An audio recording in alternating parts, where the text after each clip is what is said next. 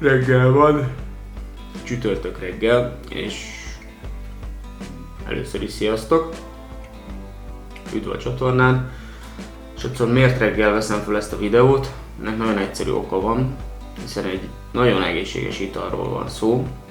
Nem feltétlenül ez a csatorna témája, de gondoltam, mivel én ezt már évek óta fogyasztom, és nagyon egészségesnek találom, és egyébként is jó hatással van a szervezetre, mind emésztésre, gondoltam, hogy megosztom veletek.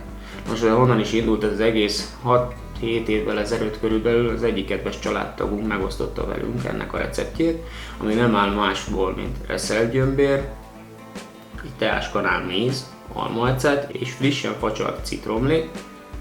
Az egészet egy kézmeleg vízzel fölhúzzuk és éjgyomorra megisszuk körülbelül negyed órával a reggeli előtt. Ez egyébként nagyon jó hatással van az emésztésre, azóta én nem nagyon ismerem a megfázás fogalmát.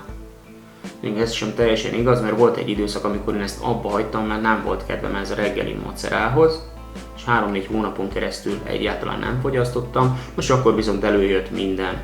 Megfázás, torokfájás, láz, konkrétan orvoshoz jártam, minden második héten, és nem igazán tudtam elképzelni, hogy mi okozhatja ezt, de rájöttem, hogy egy dolgot hagytam abba, márpedig ezt a reggeli italt. De nem volt kedvem a reggeli tortúrához ugyanúgy, ezért jött az ötlet, hogy 3 komponensből összegyúrom ezt. Mi gyömbéres mézes pittyputynak hívjuk, mert nem igazán találtunk neki más nevet, de egyébként ez egy egészségbomba, és hónapokig eláll a hűtőben. Ebben benne van a gyömbér, a méz, a fahéj.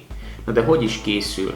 Tulajdonképpen megpucolom a gyömbért, langyos folyóvíz alatt, késsel kapargatva megszabadítom a héjától. Azért fontos a langyos víz, mert a langyos víz hatására a gyömbér elkezdi a saját héját ledobni, és így könnyű lesz megpucolni. És egyúttal meg is mosom az egészet, ami nagyon-nagyon fontos, hiszen sokáig fog a hűtőben állni jó esetben. Nos, a gyömbért ráhalmozom a deszkára, hagyom megszáradni, vagy pedig egy papírtörlő segítségével leszárítom róla a vizet, majd apró kockára vágom.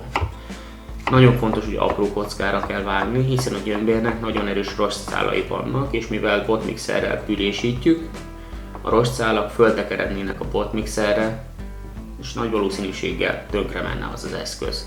De ne szaladjunk ennyire erőre, hogyha fölkockáztam, belehalmozom egy dunsztos üvegbe, és fölhúzom pontosan annyi akácmézzel, hogy egyszer ellepje. Most jöhet a botmixer, és jó alaposan lepürésítem az egészet. Hogyha ezzel meg vagyok, adok hozzá egy teáskanál fahéjat, majd fölhúzom az egészet mézzel. Ez egyébként körülbelül 200-250 g gyömbér megtisztítva, és ilyen 700-750 g akácméz, amit én felhasználok ehhez a recepthez, de a leírásban én ezt mind föl fogom nektek tüntetni. Ha már benne van minden a tunsztos üvegbe, akkor a botmixerrel tovább pürésítem, hogy egy homogén keveréket kapjak. És ezzel tulajdonképpen el is készült ez az egészségbomba.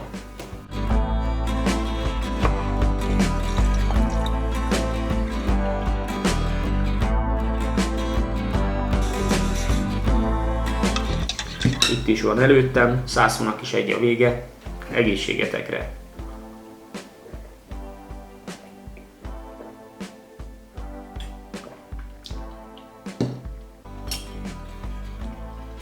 Szóval, hogyha ti is küzdöttök ilyenkor ősszel a megfázással, egyéb problémákkal, próbáljátok ki, nincs veszítenivalótok, ez egy abszolút egészséges dolog.